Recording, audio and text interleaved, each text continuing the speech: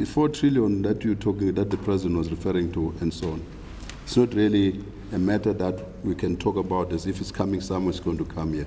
It's a broad book value of the infrastructure build. I think Mr. Patel was talking about a total of 645 projects in terms of our book. But specifically the 844.5 billion rands, this is what's available now on budget over the next 3 years. This current financial year, for example, this is 242.3 billion rands. That's what's happening now. So when we talk about projects that we can say, here's a dashboard that's running, we're talking about 262.3 billion rands currently, which over the next year and the 2 outer years, in other words, of this medium-term expenditure framework. So outside of these 2, there's another one that totals up to this 844.5. On Wednesday, President Zuma convened a meeting of business, labor, and community representatives.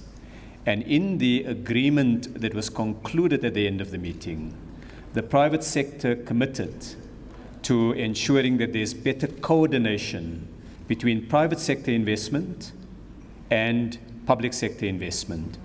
And I think the view that canny, well-informed private sector investors take, they distinguish between the short-term challenges which they see a democratic society is dealing with and the long-term opportunity for the country.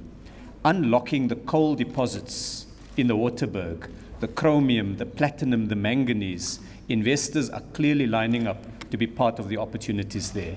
Over the next 3 years, we envisage 844 billion rand being spent by the public sector on the infrastructure program. Not all of that will be in the form of fiscal transfers. You won't see all of that money coming via the national budget. Some will be financed off the balance sheets of state-owned enterprises, and Minister Gigaba may want to comment on that.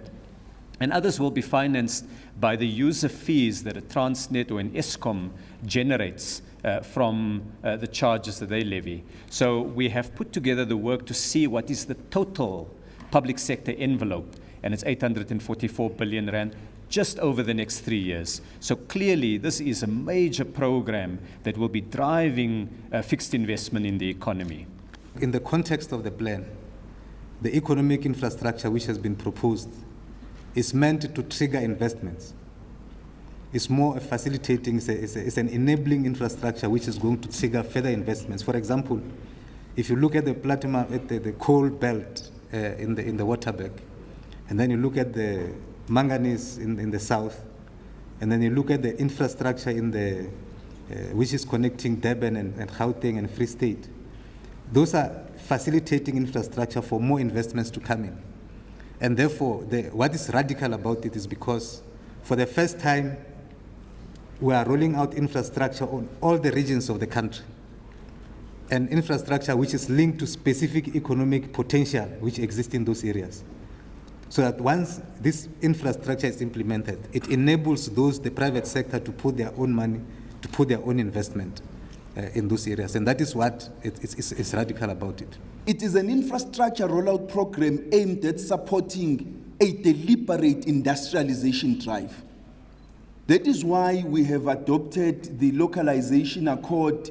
That is why we are consciously linking the development of the supplier sectors of the downstream and upstream sectors with infrastructure development and real economic activities, so that at the end of the day, we don't just have infrastructure without us having, if you say that Transnet needs 25,000 wagons over the next few years, it needs 1,417 locomotives, you need to ensure that you are able to use that to develop South Africa as a